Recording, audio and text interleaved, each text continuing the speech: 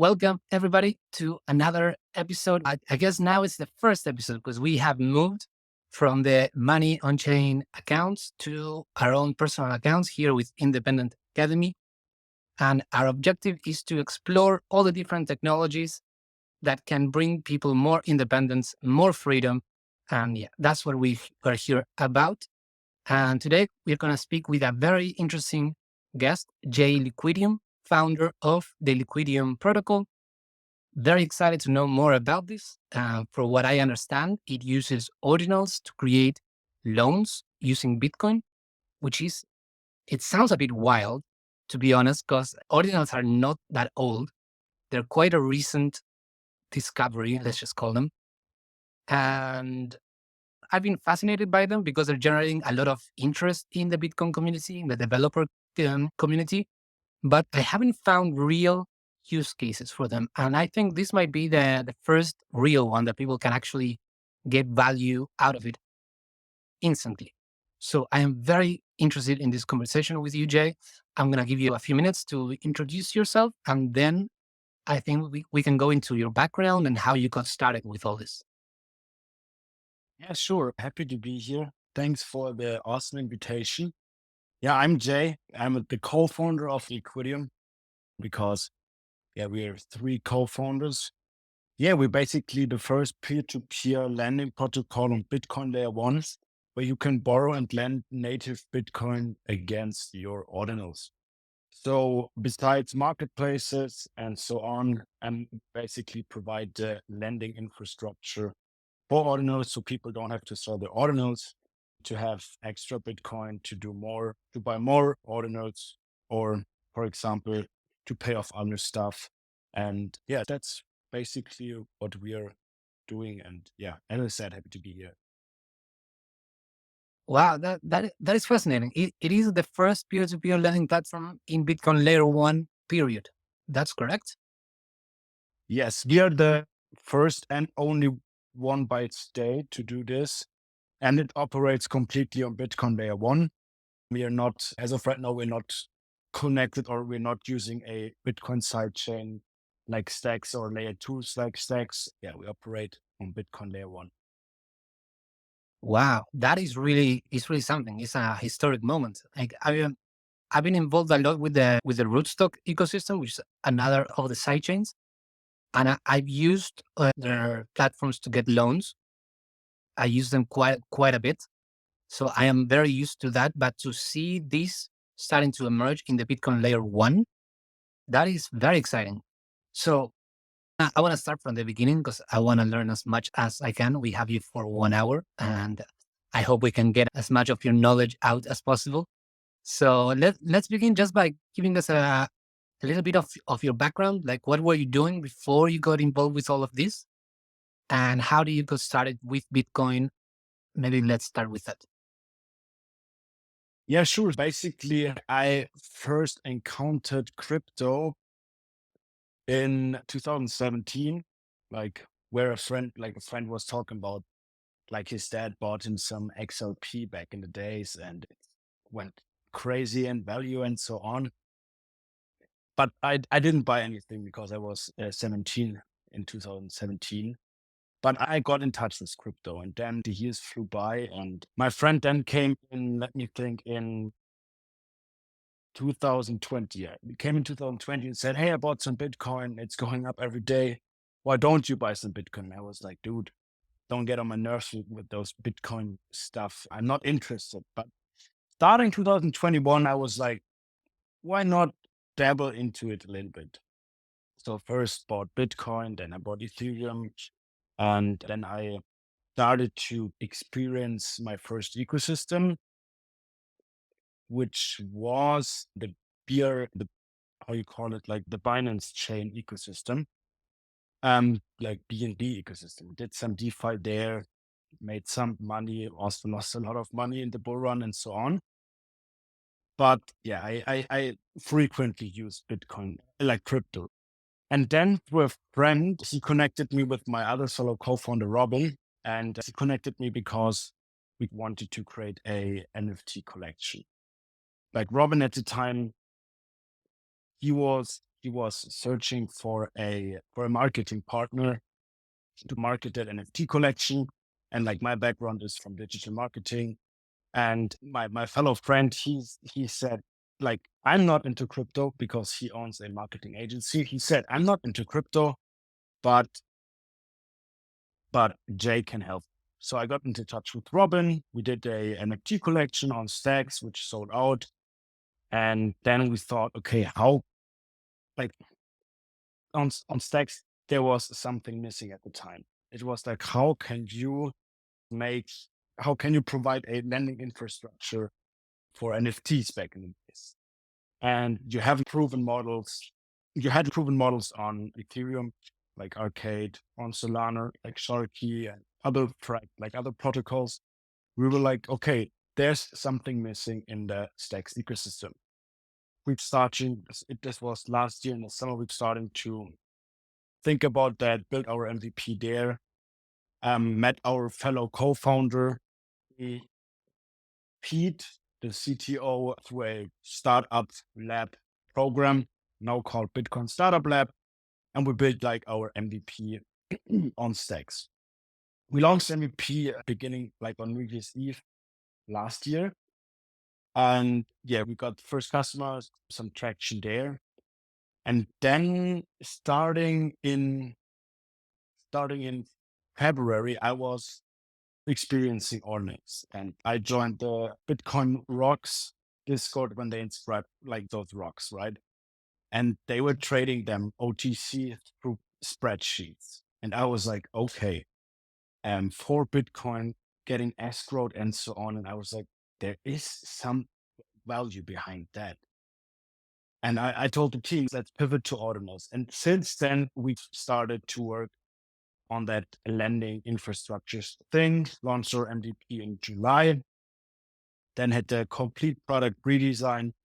And since October 1st, we are live with our product and we see some product market fit and we see some good traction there. And that's, yeah, basically how I got into crypto, how I experienced like DeFi ecosystems back in 2021, and how I met with Robin, our CEO, and Pete, our CTO. Wow, that is a very interesting story. I think what I would like some people to get out of it, out of the bat, is that you don't need to be a technical founder to start adding value to the space and building something good, something valuable, something that people like.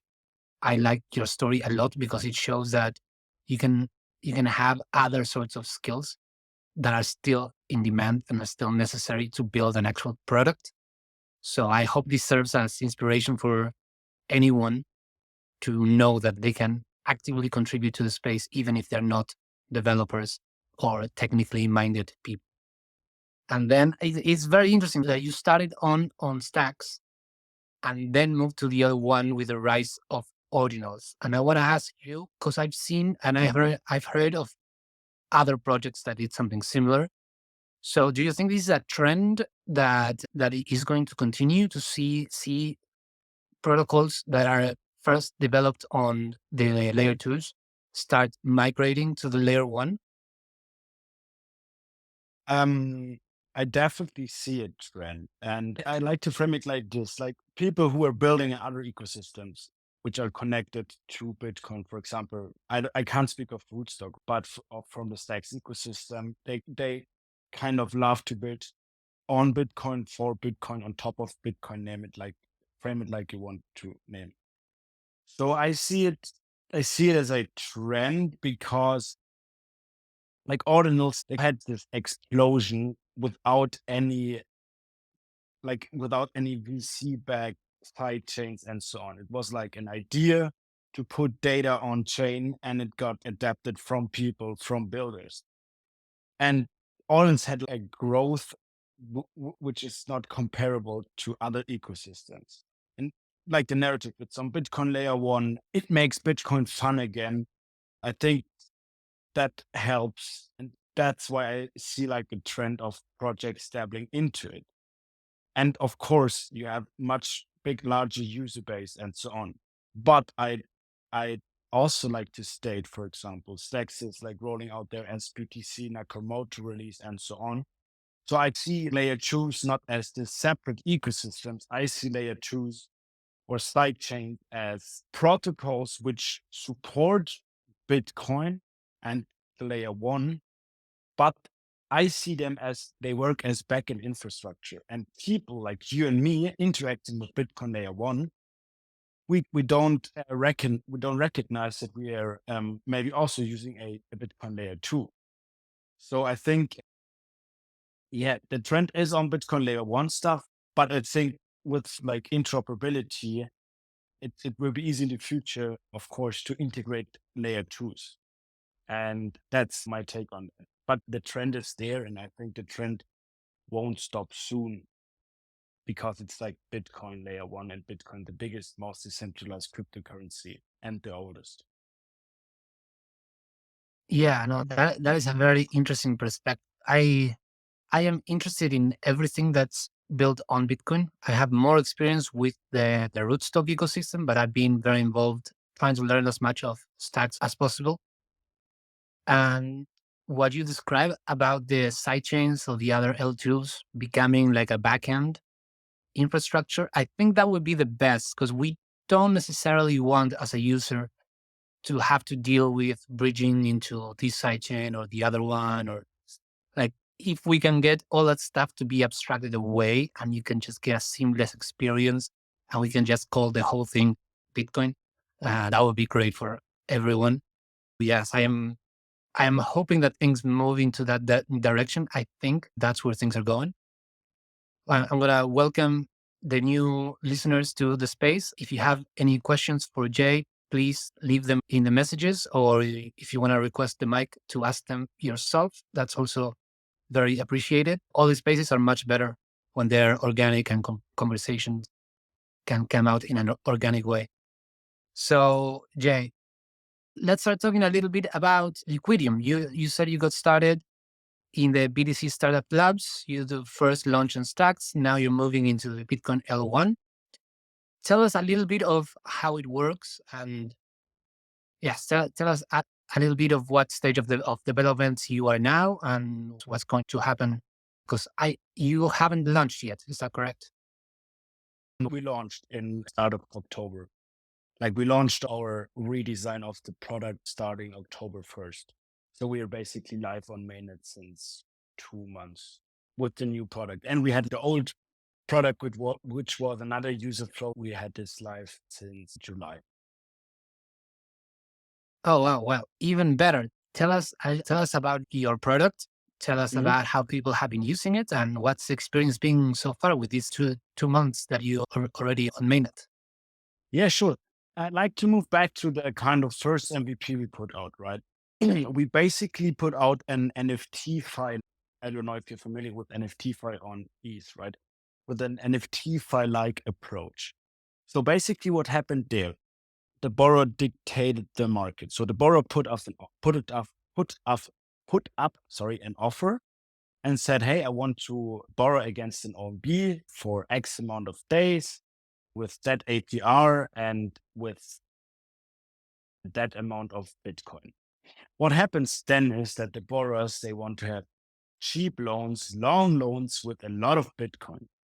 But what happens then, it's cool to have an offer as a borrower to request something, but you won't find any lenders because lenders are like, no, I won't lend you 1 Bitcoin for an OMB, which is worth zero 0.5 Bitcoin for, let's say, 3 months and 10% APR. The risk is too high for me as a lender. So we were thinking about, okay, we've had some people using the product and it went okay, but we were like, how can we minimize or how can we increase the conversion between borrowers and lenders, the conversion of loans in general? Because like a lending platform without any loans doesn't make any sense because it's not the purpose of a lending platform. So we were thinking, and there's one I have to say that there's one protocol on Solana called Sharky. So they came up with the concept, hey, why you don't let the lenders decide? But you set the API, APY and you set the days. So what happens then? The lender just can say, hey, I'm willing to lend Bitcoin for the whole collection. I don't mind which NFT I'm lending against. It's just, I want to lend Bitcoin against a collection. So right now with the new user flow, which is out since October 1st, lenders do collection offers. And they say, hey, I'm willing to lend 0.4 BTC against an OB so they can lend 100% loan, up to 100% loan to value ratio. And I'm willing to lend 0.4 BTC against an OB with a flow of 0.5. The APY and or the APR and the duration is fixed. What helps there is that lending and borrowing is very, very special and very hard to understand for normal users. So you need to take some decisions away or abstract them away from the users, because users, they want to use the product in an efficient way, in an easy way. They don't want to think about that much. They just want to lend out Bitcoin and make interest on that. So we came up with the new flow, and we saw a lot more people using it, even though we're still in closed beta, right? So we saw a lot of people using it. And this is like this helps us to see, okay, we're on the right track with the new workflow. Yeah, that's basically how we got there. If you want, I can also dig deeper into the tech behind it. But yeah. That is fascinating. I'm looking at the app right now, and it seems very easy to follow. Like you have all the collections, you get the floor price, the APY. Like, it seems like you guys did a very good job to make it, as you said, as easy as possible for the end user. I understand that as a lender, it would be hard to attract the lenders at first, but yeah, without lenders, the platform wouldn't be able to work. So it seems like one of those chicken and egg situations where you need one to get the other, but how are you going to get the other one if you don't get the first one?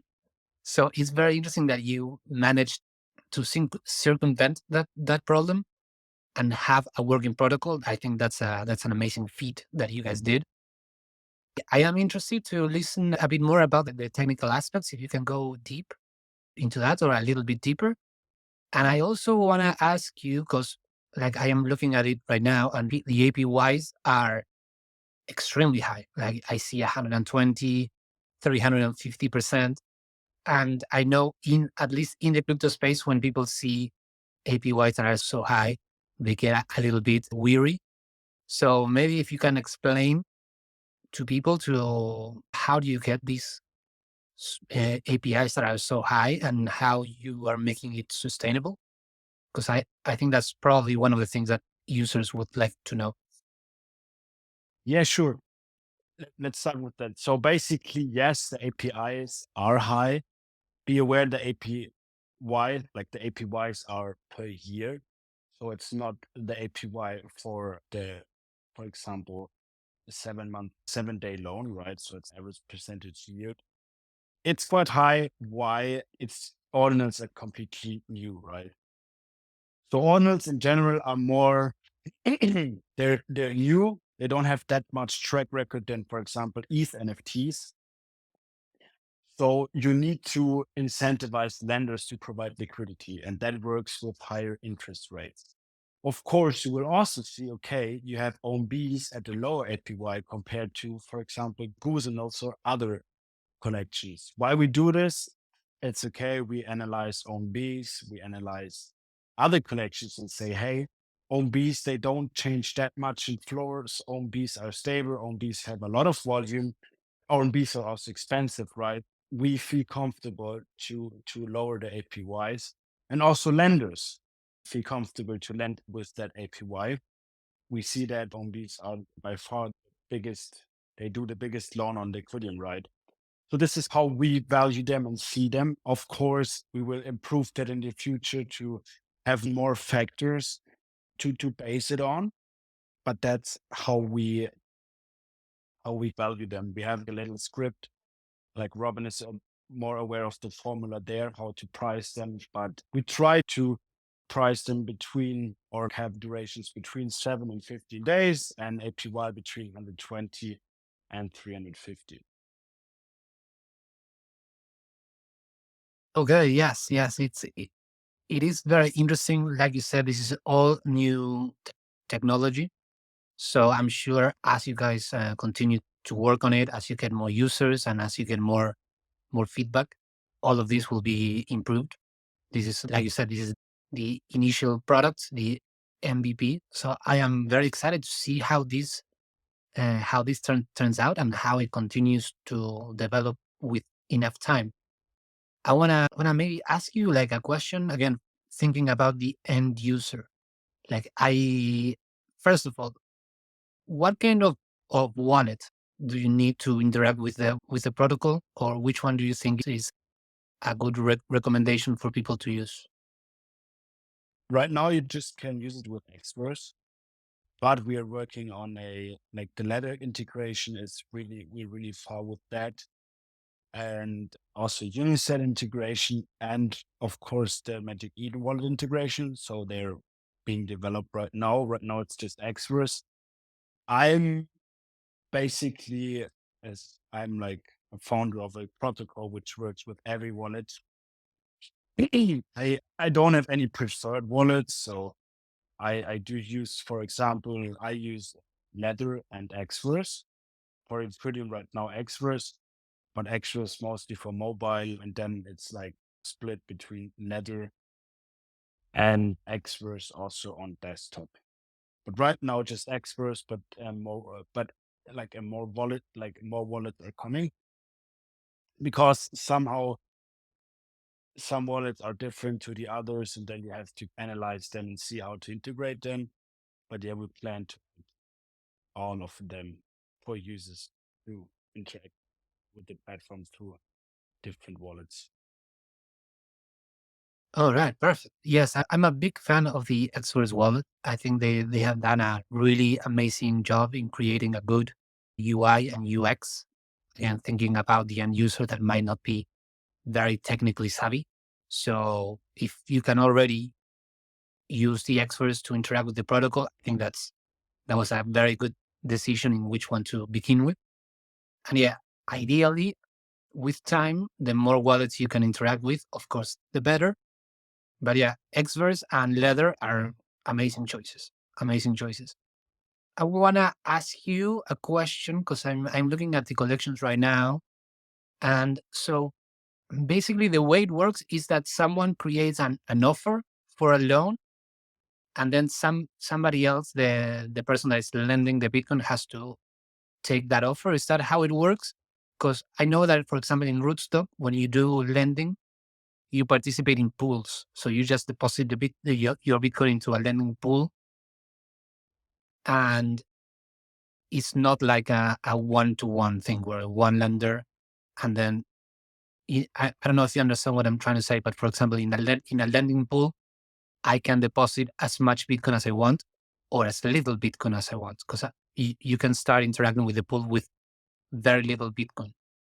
Is that the same case here, or you have to match the entirety of the loan for that specific offer?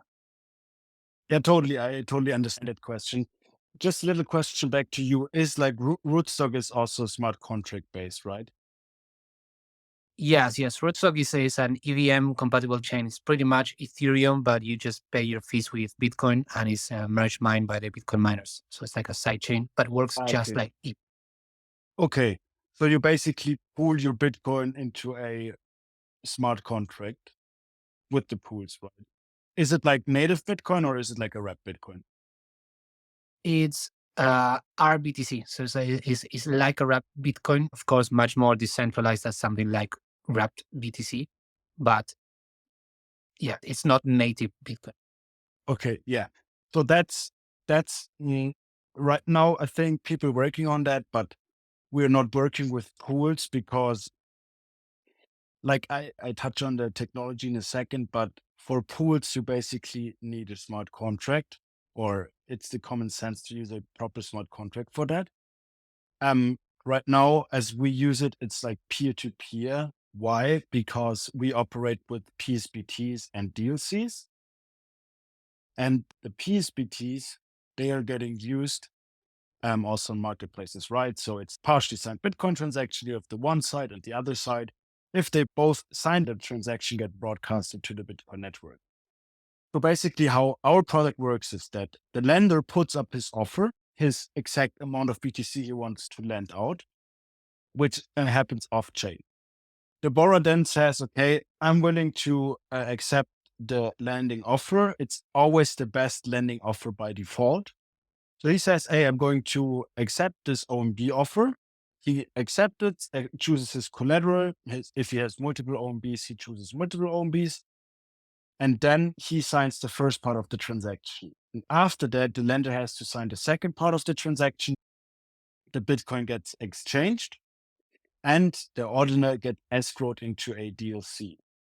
And the DLC is a simple, like a dump or a simple smart contract. So the DLC is like the escrow, the kind of, it's not a really smart contract, but the smart contract we are using on Bitcoin layer one. That's why you don't use or can't use pools with Liquidium. However, I like the pool aspect, and maybe there will be some, some innovations in the future. I think, for example, the track protocol, and is it like track? I think it's like track. They're working on stuff like this. So there's much development behind this, but right now it's just peer-to-peer. All right. Yeah, that was a very good answer. It makes perfect sense. The pool idea, I think it will be great once you can implement it. It's very obvious that Bitcoin, the layer one, doesn't have as much programmability as something like a smart contract on either rootstock or even stacks or other sidechains. But definitely we'll be paying attention to see if you find a way to implement something like a pool. In the meantime, what I can see is that there's lots of different collections with lots of different prices. And there's some that even if for people that want to test it out without putting too much Bitcoin into it, there seem to be options that range from very little to a lot of Bitcoin. So I guess that's there's something for everyone here, which is always good. I think I will create maybe a video later and maybe take one of the offers with small amount of Bitcoin just to test it and to show people how it actually works. I think that would be a good idea. And yeah, maybe you can tell us a little bit about what are the future plans that you are, or what are you working on at the moment with the protocol? And if you want to tell people something that you think is important for them to know, we can also talk more about that. Sure. I just wanted to also just touch on DLCs again so that the audience understands DLCs. So DLCs are like discrete log contracts, and those contracts have predetermined outcomes. So the escrow where the owner gets escrowed in kind of has, in our case, two outcomes. The first outcome is okay, the Bitcoin gets, like the loan gets paid back. And the second outcome is okay, the loan doesn't get paid back. And attached to the DLC, there's an oracle who kind of reads, okay, the Bitcoin plus the interest got paid back.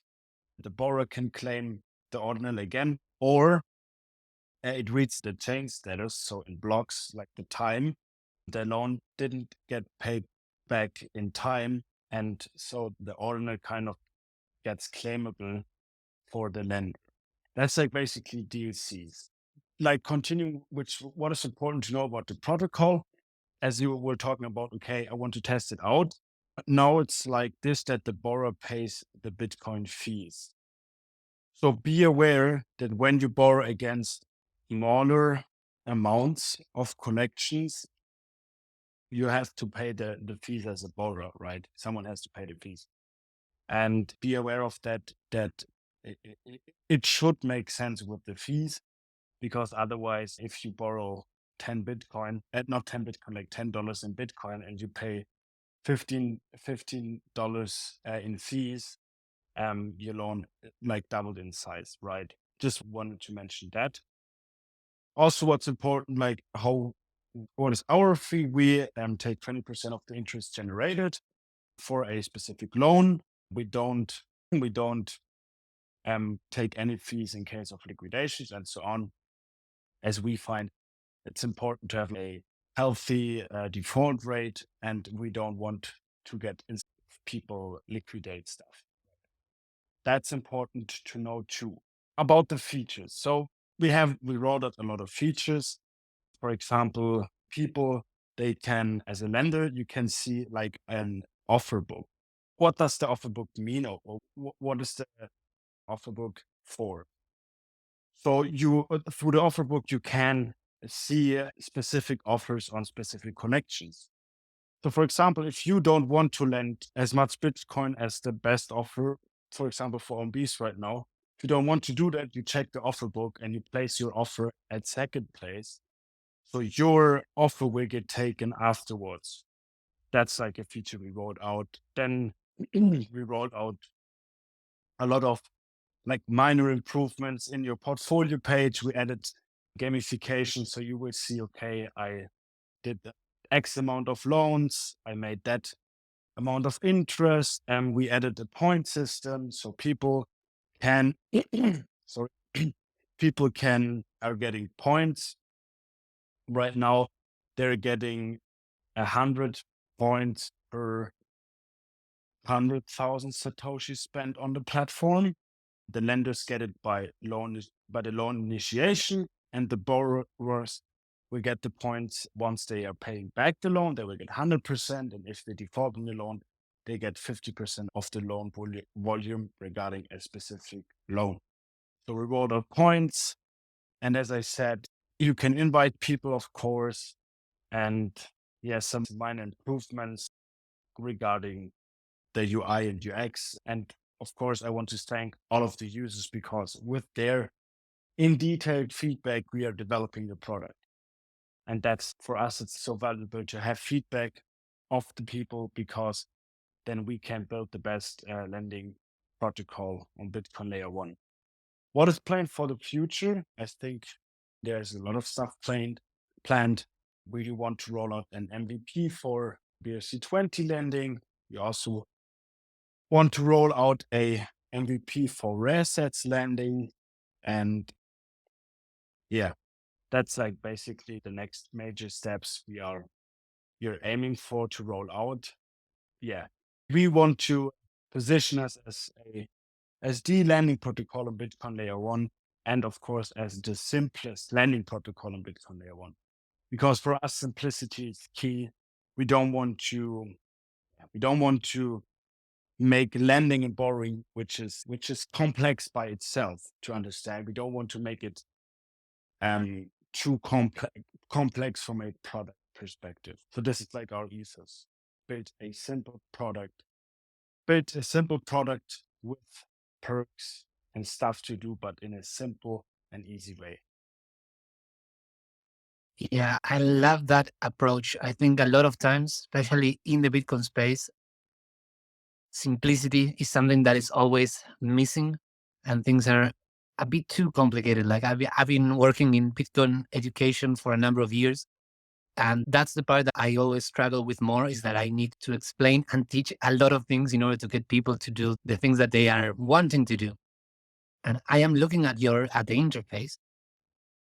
I think so far you've done a very successful job in making it as simple as possible. Like, you go in, you see the collections, you click lend, and it automatically tells you, okay, this is the best offer you need to do for this collection. It tells you how much it is on Bitcoin, how much it is on dollars, and it tells you at the end of the loan, you will make this much interest. Like, it's very simple. So that, I think you are on a very good track, and I hope you continue and keep this simplicity in mind for, again, if we want all these technologies to be available for the majority of the population, we need to focus on making things very simple. And going to the portfolio, I can see that you have this score that you talked about that adds the gamification and acts as a sort of reputation system. I think that is a great idea. I'm a big fan of gamifying everything. And when you talk about a marketplace for lending, a reputation can be very useful because you can, ideally, you'll be able to very quickly see who has been acting, who has been good in their interactions with the protocols. And that will give you an idea of, okay, this guy has X amount of loans that he did successfully without having to liquidate his loans. So he is more likely to not liquidate, or it gives you a little bit more of trust and a little bit more safety that I think with all this stuff that is so new, it's going to be very important. I don't know if you have any thoughts. Yeah, just touching back on this, it's like, for example, other people's, they don't like you just to mention that you just can see your own gamification stats, right? So you can't see the stats of other people's, how many loans they did and how much they defaulted on. You can maybe go through the points leaderboard and see, okay, why has this address, you don't know the person, but why has this address this amount of loans and this amount of points? So a less amount of points and a lot of loans maybe imply that it's a borrower who borrowed a lot but didn't pay back a lot because it just got 50% of the points. So it's still possible, but it's just to mention that it's not that easy that you can monitor the other side, right? But yeah, as you said, I think that's the beauty about Bitcoin and Bitcoin layer one and so on, that it brings us back to simplicity. And I like ETH and I like other protocols and other blockchains, but it got so overcomplicated, and you have like lending protocols, and then you get issued token there, and then you have like staked ETH token and VE voting tokens, and I don't know, which is so complex. Even I don't get it because I don't want to interact with that because for even though I'm a heavy crypto user, it not frightens me, but i- if you want to reach mass adoption, the simplicity is key. And I think that is what Ordinals brought back, because Bitcoin by itself is not simple, but because of like the less programmability you have with Bitcoin to build, for example, simpler products, which kind of helps protocols to be more simple for users. Yes, 100%. I think the same when I look at the Ethereum ecosystem, which I love all the innovation that is happening. But if you're a new user and you go into ETH and okay, I have Ethereum, I have RE, WE, STE, and what is happening here? It's it's very difficult for the everyday user. I like this approach and this back to simplicity that you're talking about, because we need this protocol to be used by everyday people. We can't just use it amongst ourselves. Uh, that's not why this technology was invented in the first place. I really like the approach that you are taking with Liquidium. I am very excited to see what's going to happen next with the platform. And lately, we've been talking to a lot of different projects that are using this DLC technology, and it's starting to open the door for a lot of different things that personally I thought they could never happen on the Bitcoin main chain. That's why I was always involved with the sidechain world and the L2s, because I was looking for use cases for Bitcoin.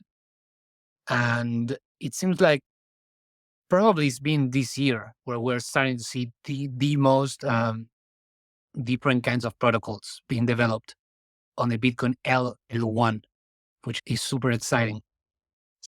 Yeah, I don't know if you have any more thoughts on this. Like, how do you see the Bitcoin L1 ecosystem developing in the next few years in relationship with the other L2s? I know that we talked a little bit about that in the beginning, but from someone that is working full time developing on the Bitcoin L1. What are you seeing there that you think is going to be interesting for our listeners to know about, or that stay tuned for something that you think might be coming?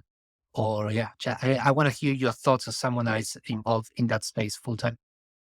Yeah, sure.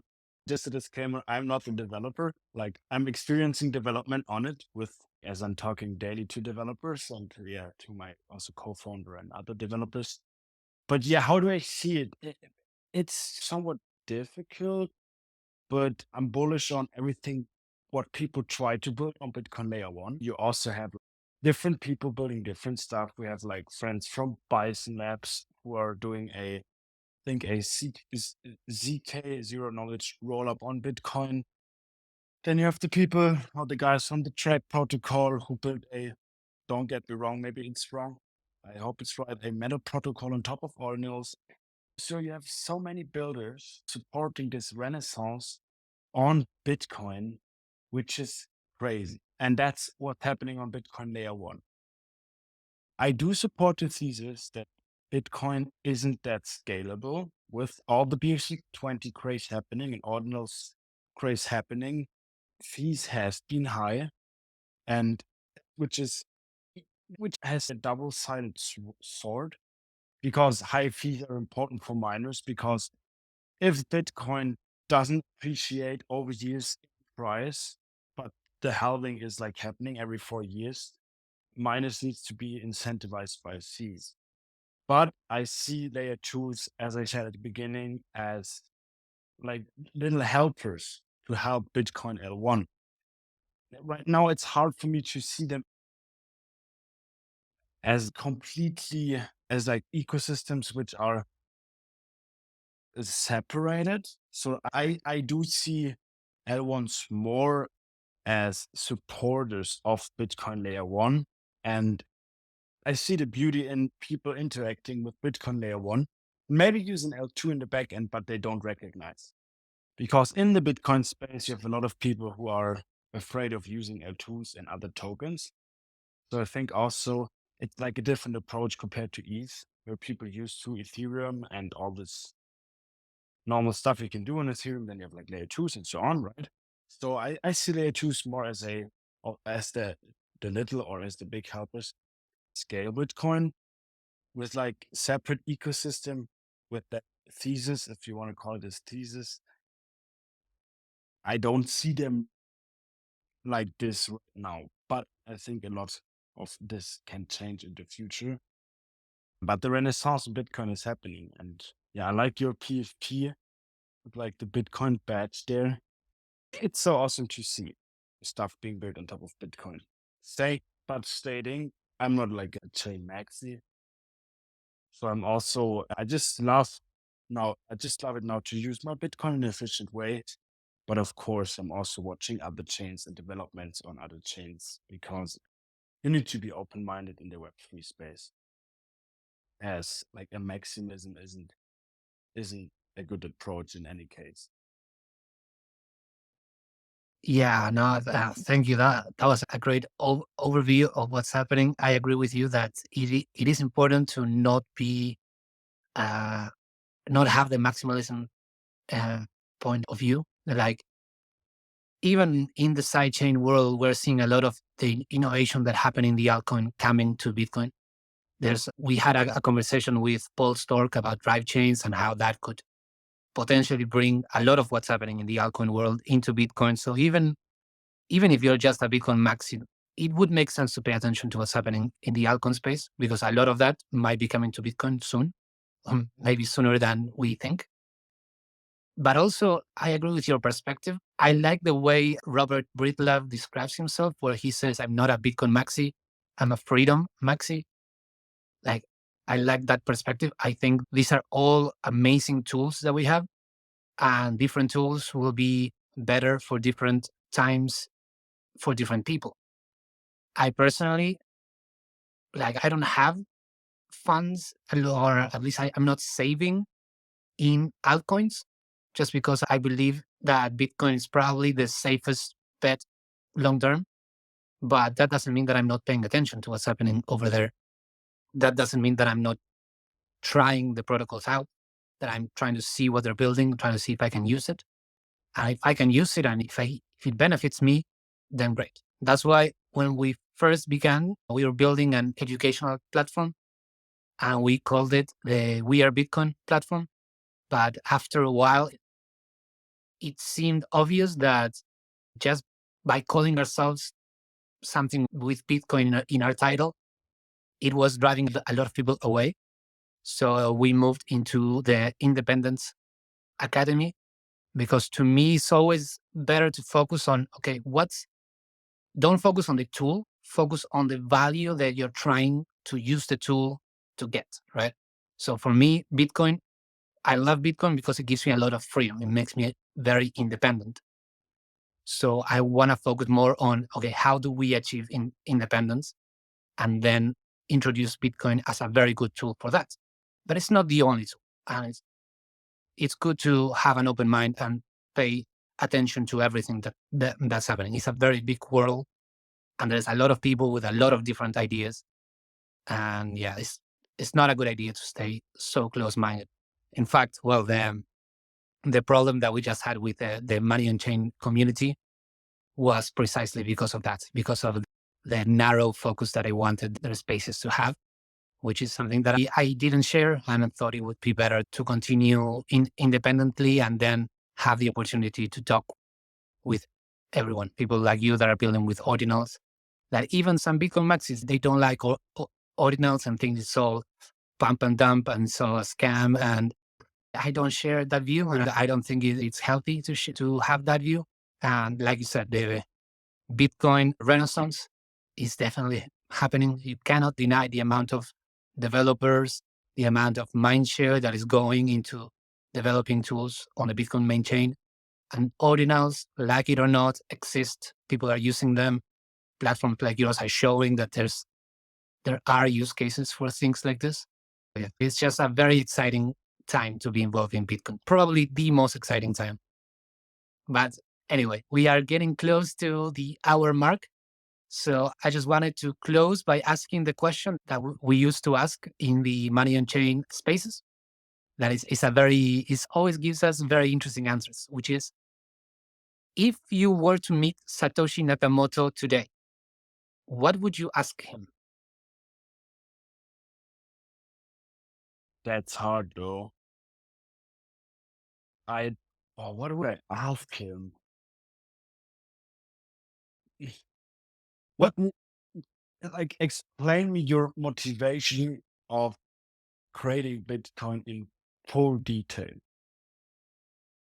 I give you 1 day to explain it to me, but I want to understand your kind of, I want to understand your brain, because we know why he did Bitcoin and so on, but give me a detailed breakdown of why creating Bitcoin and why you created it like this.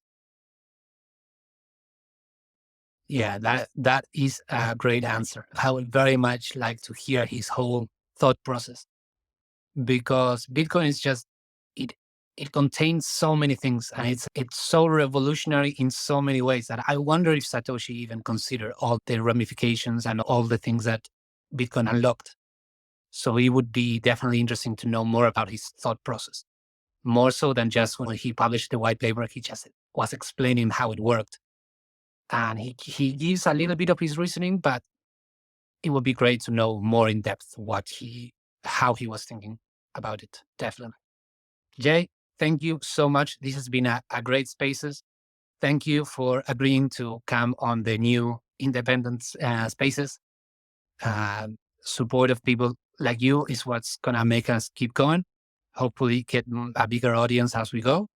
And we're definitely going to publish this as a podcast, as a YouTube video, and we're going to create a lot of after content, a lot of clips to get your thought process and your ideas of the platform out there. So thank you so much. We are very happy to have you back, maybe at a later stage when you have something to announce or the protocol has something new to offer. Uh, let's stay in touch and let us know how we can help you as well. We are very much looking forward to build relationships with all the Bitcoin builders. So thank you. I'm gonna give you some minutes to say goodbye, and thank you to the audience for joining us. And we have another spaces coming next week with another Bitcoin builder. So join us every week, same time on these new channels. Yeah. Also, thanks from my side. Yeah, I'm totally support what you're doing. Also, with the how you say, with like your independent approach, and you want to highlight more builders and not be that agnostic to, not be that maximalist to certain things.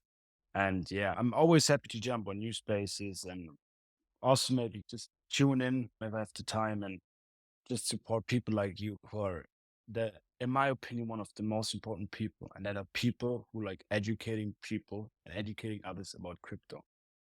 Because in the end, you're the people who bring value to people who maybe not know about crypto or ordinals or Bitcoin or altcoins or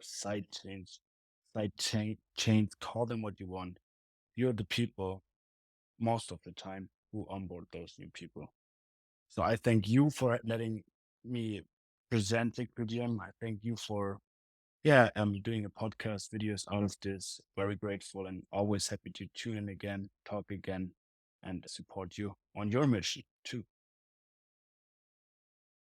All right, Jay, thank you so much. That means a lot, especially now as we are entering a new phase of all this, now fully in independent, which was something that I knew I had to do at some stage. So might as well do it now and start building and help to contribute to the space in whatever way we can.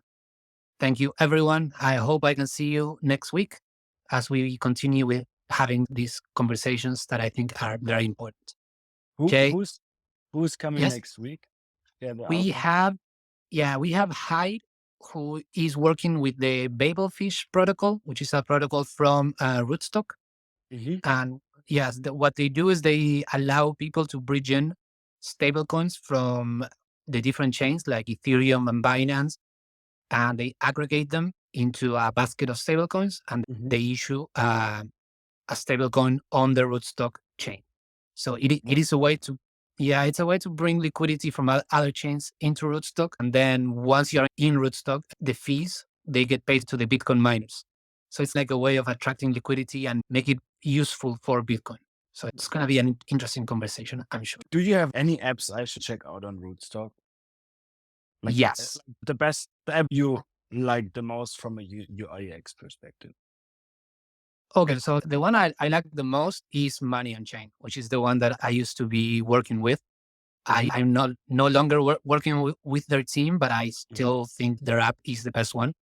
And Mm-hmm. what you can do is you can do mainly two things: is you can mint a Bitcoin backed stablecoin that Mm-hmm. is decentralized, 100% backed with Bitcoin. Mm-hmm. And for me, like I'm from South America, from Argentina. In Oh, Argentina, there's a lot of people ¿qué using it. There's a pasa? lot of huh? Pasa. ¿Qué ¿Qué pasa? pasa? Sí, sí. Yeah, in Argentina, there's a lot of businesses using this stablecoin. So it's been fascinating to watch how it's Mhm. growing. And Nice. you can also add liquidity to the protocol to make this stablecoin more resilient. And if you do, you can earn some sats. So you can basically have your Bitcoin earn you some Bitcoin on top, which is nice. That is my favorite protocol. Then you have one that is called Tropicus. And on Tropicus, you can deposit the Bitcoin backed stablecoin that you mint on Money on Chain, and you can earn, I think at the moment, it's like above 6% Mhm. uh, in a pool, which is great. And the other big one is called Sovereign. Ah, Sovereign is yeah, go, sovereign. I yeah, know. Sovereign is going through a bit of a rough time at the moment, but it's a very dedicated team that is working very Nice. hard. So I Oh, continue to be a part of their community to see if they can come out of the bear market stronger, mhm, hopefully. But mhm, yeah, for users, I'll suggest Money on Chain. mhm. Okay, That's cool. probably the best place to begin with. It's also the simplest one. Yes, I have one last question to you. Sorry for going over the hour. No worries. Do you like? I'm aware of the high inflation in Argentina, right? Do you exchange your salary every month into Bitcoin, or are you not allowed to, right? You're just allowed to do 200 euro, 200 like pesos worth $200 to exchange them each month, or what's the state there in Argentina? Or it's not peso, right? Or is it peso? Yeah, it is. It is peso, and you are correct. There is a limit that you can do every month from your paycheck, Hmm. and that is because there's basically in Argentina there's two different dollar rates. Hmm. There is the official one that the government is supporting artificially. Hmm. So if you do it through the government channels, you get a amazing deal because it's Hmm. not real. But you have a lot of limits in, and like you said, usually around $200 a month. That's all they allow you to do through the legal channels. Hmm. But of course, once the government puts a fake rate, what happens right after is that an entire industry gets born about Yeah. people offering the real rates in the, let's Market, call it, right? the black market, Yeah. right? Which Yeah. it's usually called dollar blue. Hmm. And the dollar blue, you can exchange as much as you want, but you get the real rate, which is you get a lot less than the government one. Okay.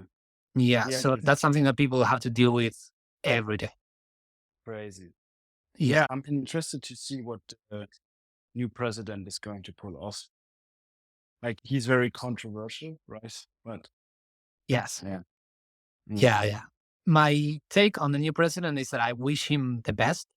I think he'll face a lot of opposition. So hopefully he gets to do everything he claimed he was going to. Hopefully, I never, what's the word? I am hopeful, but I am also at the same time, history has shown me that I should not be very optimistic of any Argentinian president ever, no matter what they say, because just it's one letdown after the other.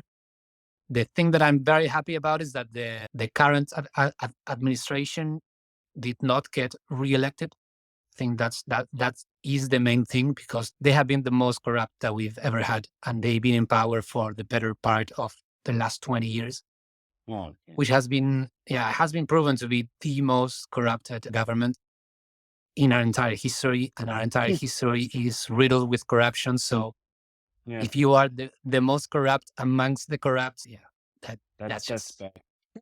it's been very bad. So just by getting rid of them, at least for 4 years, that's gonna be huge for the economy. Hmm. And if Milei is able to do what he said he would do, then that's going to be amazing. So I do hope that he gets to do it, but I'll believe it when I see it. Yeah, thanks for your input there. Yeah, as I said, No worries, no worries. I'm happy to speak anytime soon, and let's definitely catch up soon. All right, we'll do. And yeah, we'll start releasing a lot of the content probably sometime next week. We'll tag you, we'll tag Liquidium to it so that you guys can be aware when they are coming out. Perfect. All Yeah, right, Jay, thank you. thank you very much. I wish you all the best. Greetings to Argentina, and see you sometime soon. Thank you. Thank you. Wish you the best for Liquidium. Thank you, everyone, for joining us. See you next week. Bye.